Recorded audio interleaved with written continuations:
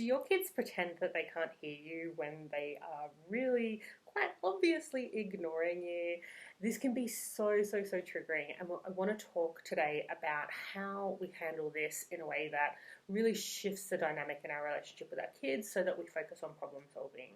So my name's Jodie Thornton and I'm a parent coach. So the reason that this topic is quite a common one is because our kids are, pretty consistently looking for ways to really make sure that they're being true to themselves. And so when we are giving them an instruction or asking them to do something and they just essentially just pretend like they can't hear us, what they're doing is trying to really honor their own intentions. Is like they don't want to do what you're asking, but they also, perhaps they don't want to fight, perhaps they just want to perhaps they think if they just keep doing what they're doing and can't hear you, that maybe they'll be able to continue. And what we really want to do is shift the thought processes around this kind of pretending that they can't hear you, so that we move further towards coming together and solving the problem together. So the first thing I want you to do is start to see this kind of mini act of defiance as them honouring themselves. When we do that, we stop thinking about it as something that they're doing wrong, as something that they need to stop. And the other part that it stops us from doing is bringing up all of our own baggage.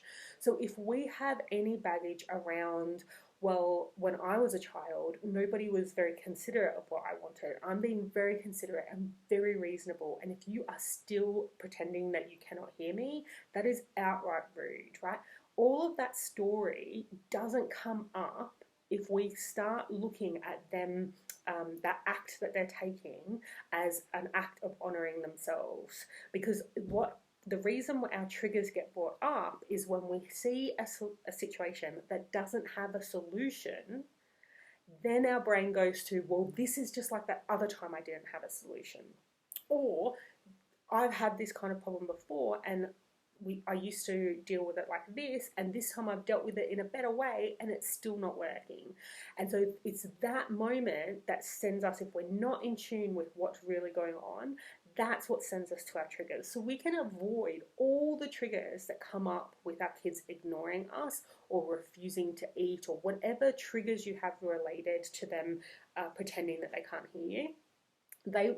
We can just leave those there. We don't have to deal with all of your own baggage from your own childhood, unless we can't address it through a strategy way, then we don't have to deal with the baggage, right? So if we just start to take that shift in perspective, that they are honouring what's going on for themselves in that moment, and then all we have to do is go, well, what's going on for me?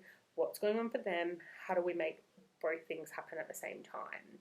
So if we use an example, say your daughter is playing Barbies and it's time for afternoon tea, and you say, hey sweetie, the afternoon tea is on the table, and she just doesn't move and she's clearly ignoring you but pretending she can't even hear you in the first place, then in that moment, if you go to, right, so she wants to keep playing, so then our next point is, well, what's going on for me? How important is the afternoon tea?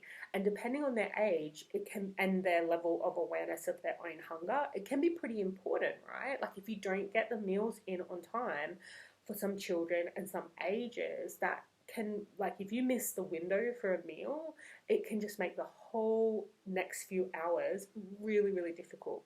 Another thing is if there's a reason why that's particular nutrition. So, if you've found that in the morning they didn't eat very much and you really needed to pack in some veggies because this evening you're going to your mother-in-law's house and there'll be ice cream and, not much of anything else, or not that they'll eat much of anything else, then you know that that afternoon tea is important. So we start to look at why is that important. And then the next bit is to just to bring that up in the air. So the first thing is, sweetie, I just told you that afternoon tea is on the table and you didn't move, but I'm pretty sure you heard me, right? So I'm just calling out that that's happened. And as always, my sentences are really long. It's just who I am. Yours don't need to be, but you just want to get across that core information that I said it. I'm pretty sure you heard me. and you're not moving, right? You're bringing that up. And then the next thing you want to do is first honor them. So you're saying, I see that you really want to keep playing your Barbies, right?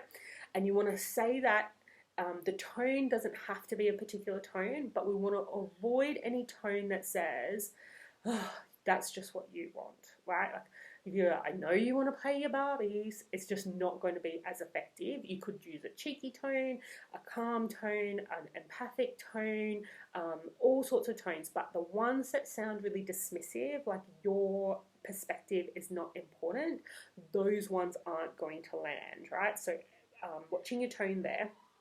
Then the next thing you want to say is, so if you're not certain what the reason is, check in. So if you can see it's clearly about the Barbies, just say that, you can move on to the next step. But if you're not sure why she's ignoring you, then you might say, hey, is it because you still want to be playing your Barbies? Or is it because you're frustrated that I've been telling you what to do all day and you haven't had any choices? And you're just checking, is that correct, right? Once you know that you've acknowledged her perspective, then you move into why is what you're asking them important, and give the real reason. So for the afternoon tea, you might say, it's just really important that you have some vegetables and fruit this afternoon because we're going to Nanny's house. There's going to be ice cream and you're probably not going to eat the salad at Nanny's house. So that means it's really important that you get some vegetables this afternoon. If it's about cleaning up, this is a classic one. When we ask our kids to clean up, we ask in ways that are cultural, like I call them like nothing statements, because they're things like, it's important you're responsible for yourself. You made the mess, therefore you have to clean it up. All of these statements, like, they're true to an extent, but the reality is they know that if they don't clean it up, we will. Like, they know it, and maybe we will try and leave it a long time, or maybe we'll have arguments about it or whatever. But they know that at the end of the day, if they will not clean it up, we will. So those statements just don't mean anything. And they also know from a very young age, they know that things are different in different households. So even if they haven't been to friends' houses and seen different people have different rules about tidying up, they will have been to Nanny's house where Nanny cleans up after them without asking them. Not all nannies are like that, but you know what I mean. So they inherently know that these rules are arbitrary. So instead of giving a rule-based explanation, we want to give a real explanation. So why do you want it cleaned up? Is it because you don't want to hurt your feet on the Legos? Is it because you can't relax while there's mess everywhere and you really would like them to help you to be able to relax? Is it because of all the jobs you have to do because they can't do them because they're too young? Like, you've got to do the washing, you have to do the dishes, you have to cook the dinner, you've got to do all these things. You're too tired to clean up after them, after all of that. Now, what is that real reason? And say that. And then we can go in and ask again. It's like, so I know you really want to keep playing with your Barbies. I have so many jobs to do and I'd really like it if you could clean up your the mess that you've made with the Legos. I'd really appreciate it if you could do that while I'm doing all the other jobs, right? And then you see, and I know there'll be some of you going, yeah, well, that's just still not going to work. It doesn't always, right? Like, I'm not saying it's 100% accuracy, 100% effectiveness, but the more you do it, where you're having a real conversation, where you start with acknowledging their perspective, you then explain your real reason, and you have a vibe, an energy of, we're in this together, we're trying to find a way for this to work for both of us. The more you do that, the more experience they have of that working, the more they will engage with you and move on. And the best part about all of this is that even when it doesn't work, your energy on the inside is focused on, how do we make this work so we're both enjoying our day, which is a lot better and feels a lot nicer than, how can I get this kid to listen to me? He can clearly hear me and he's pretending he can't. So just shifting into that problem solving approach, it feels better for us and it feels better for them, and I promise you, over time it will. For sometimes it can work in an instant, and other times it takes a little bit more effort and energy and trial and error. But the more you do that, the more you'll find that the kids will just work with you to get what needs done. So I'd really like to hear, how does this land with you? If you give it a try. Let me know how it goes. And I'd also love to hear any reservations you have, any thoughts that this is not going to work or it won't work for my child. I want to hear all of that. Pop it into the comments below this video, and I'll come back and let's have a conversation about getting this to happen, because I just know how much of a difference it makes in our lives when we can handle those moments where they're pretending to not hear us but really just ignoring us. If we can shift those into just part of ordinary life, and things things just happen that way.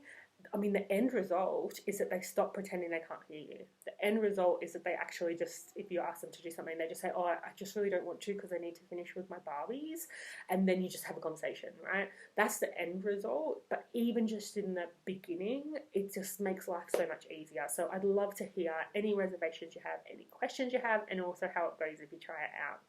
Now, if you're wanting to delve a bit deeper into what happens when our children are being even more intensely defiant, come along to my next webinar. It's called Dealing with Defiance, and we're really going to go through how do you do the nuts and bolts of those intense defiance moments. How do we make it more and more likely for our children to work with us on problem solving? I will pop the link to register in the comments, and I hope to see you then.